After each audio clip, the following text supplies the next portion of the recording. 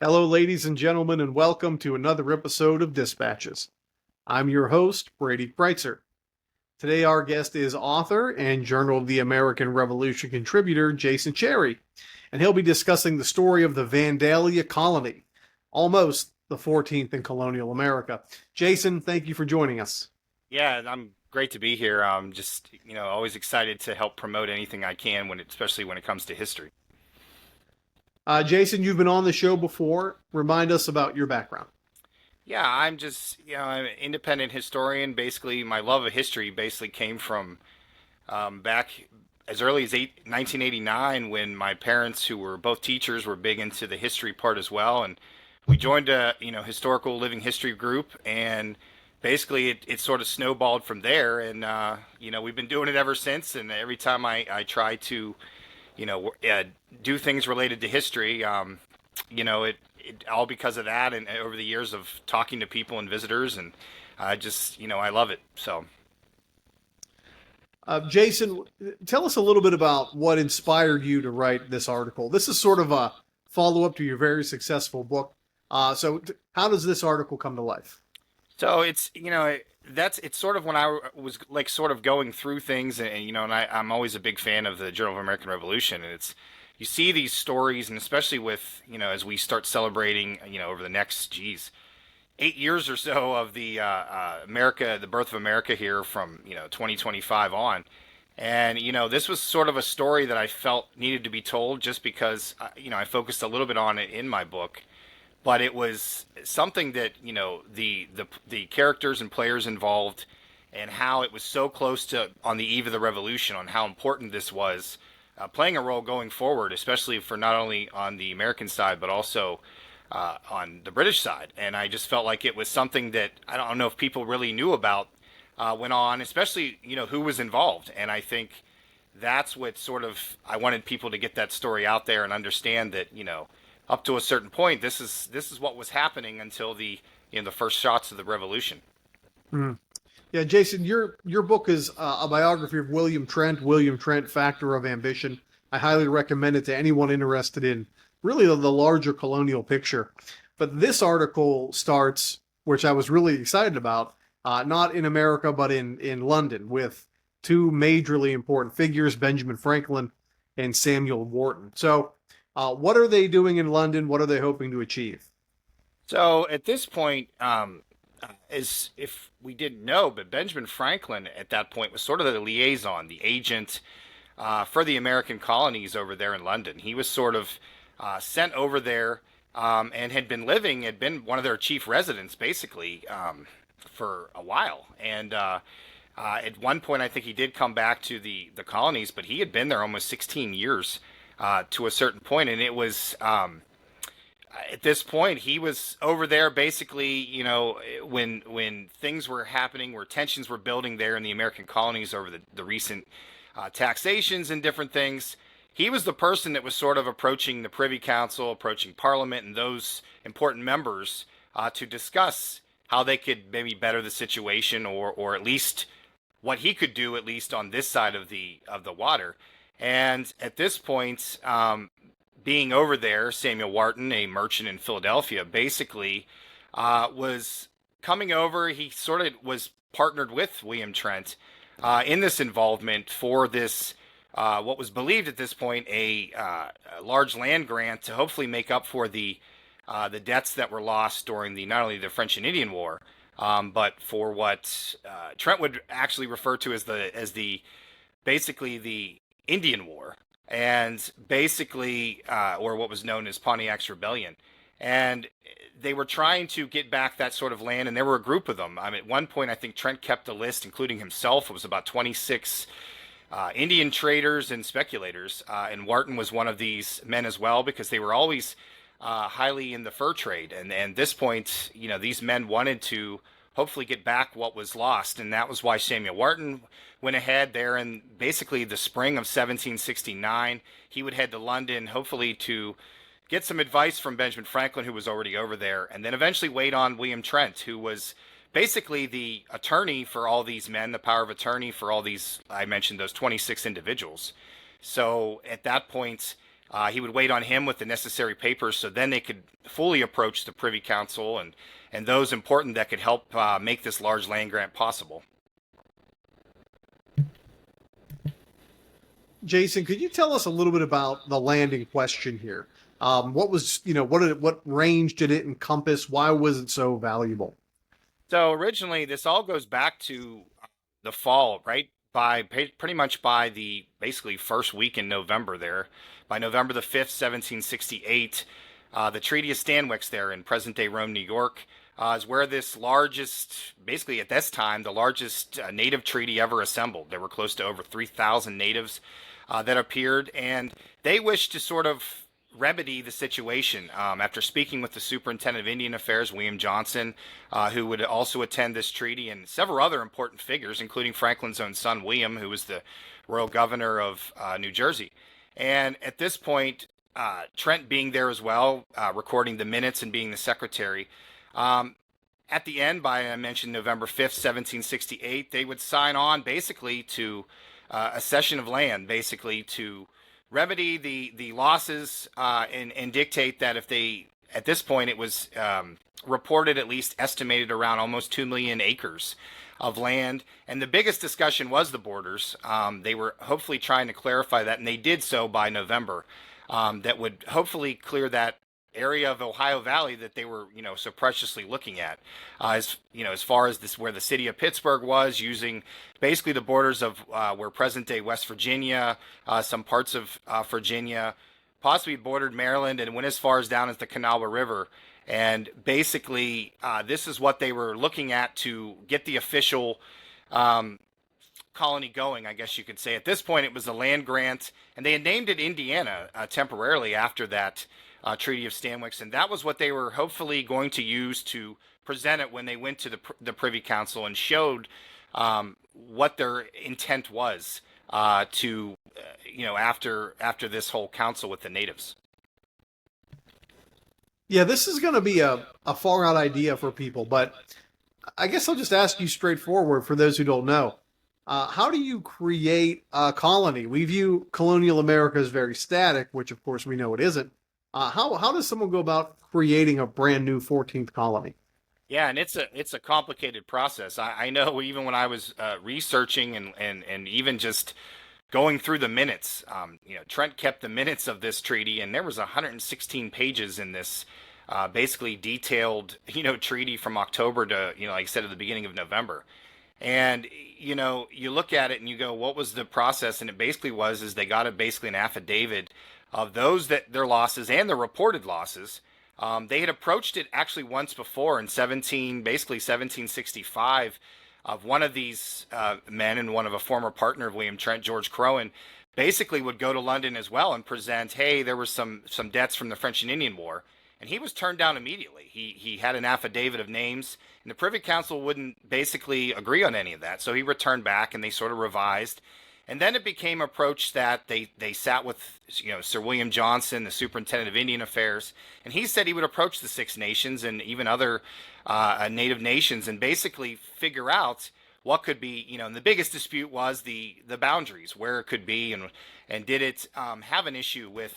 Did the natives have certain, problems with where the rivers lie or where the borders would be? And eventually it was sort of settled, at least at that point, in 1768 with those that were attending, that they could at least settle with this treaty, then get the necessary signatures, get it basically notarized either in Williamsburg or in, at least it was agreed upon in Williamsburg or in Philadelphia.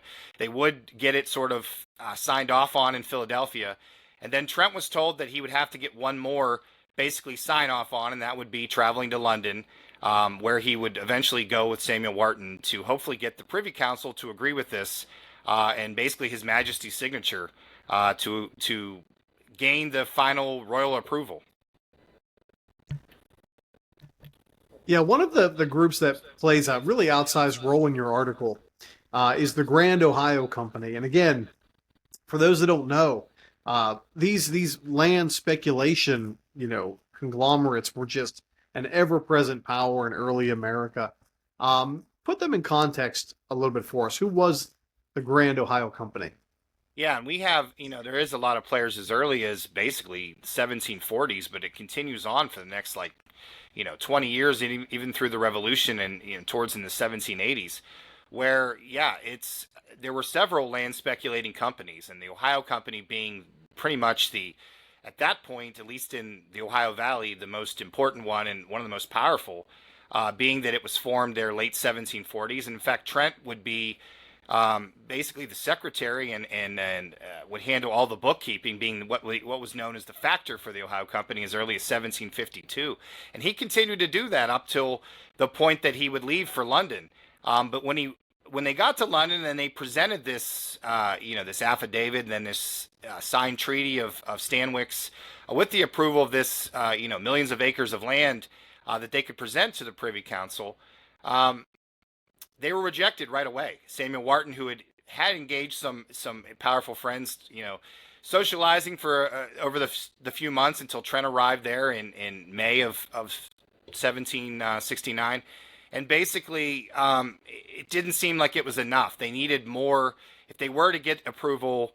And as far as do this, just Indiana wasn't enough. So they sort of they sat back and restructured what they needed to do. Trent would basically become the secretary for this committee, and then dedicate basically who would be interested in buying shares, if in fact this land, at this point, a grant or charter would be approved, and Benjamin Franklin would be the head chairperson for this.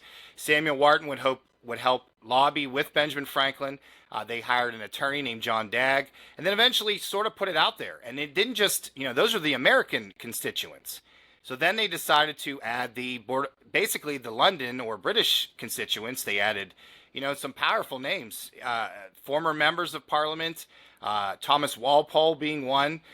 He was at one point the head of the East India Trading Company in the 1750s, and he was highly interested in joining. And they got the London postmaster, Anthony Todd, to also be interested in this. So by doing so and basically not handing out shares, but basically, as far as mediating what they could do and selling shares, they got lots of interest on the London side, not just on the American side, but on the London side.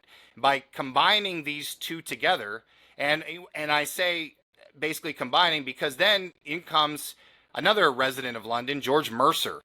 He worked as a Stamp Act agent in 1760s, was sort of chased off in Virginia after basically some tensions building there for collecting, and he would eventually be living in London. So at that point, he was the representative for the Ohio Company. He would actually sell and say that the Ohio Company would combine with what Trent was proposing and what Wharton was proposing.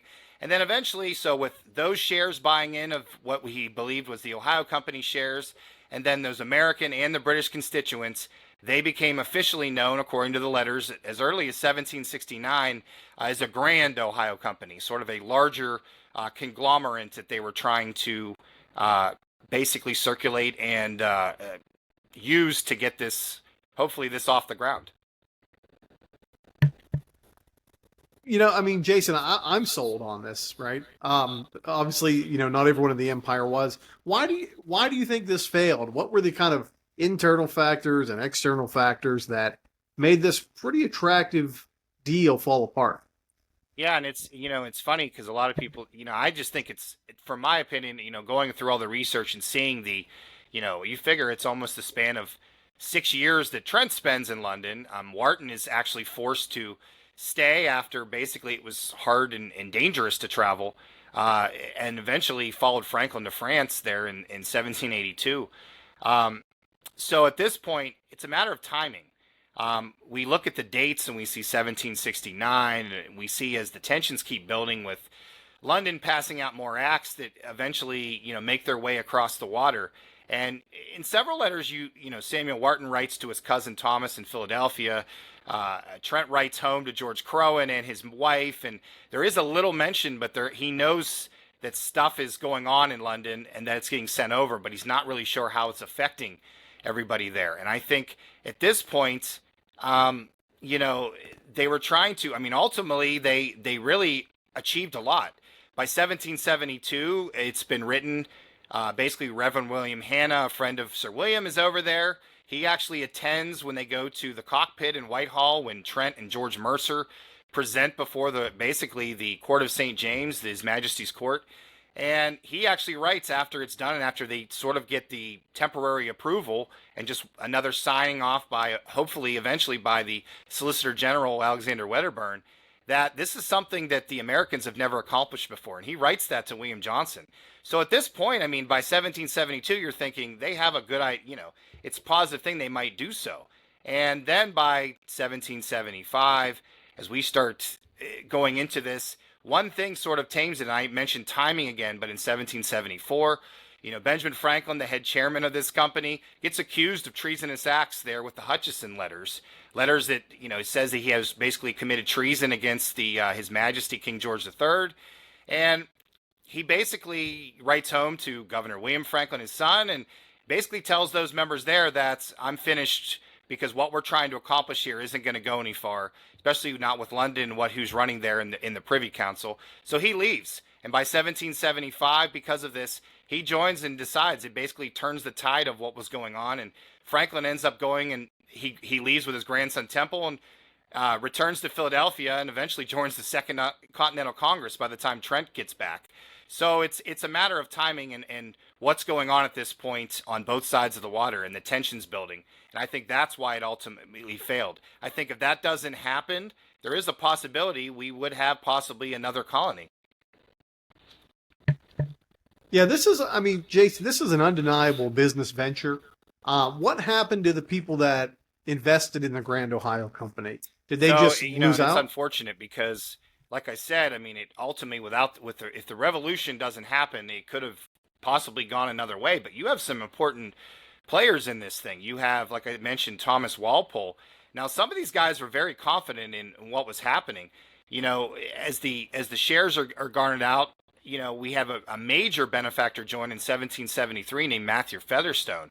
Now, this is a guy that not only served in Parliament from his district in South Hardings there, closer to the city of Portsmouth, but he's got a country house. He has basically a townhouse in London known as the Dover House that was built literally right around Whitehall. So when they were presenting at Cockpit, he was literally there like a building over at that point, living in town at time when he would visit.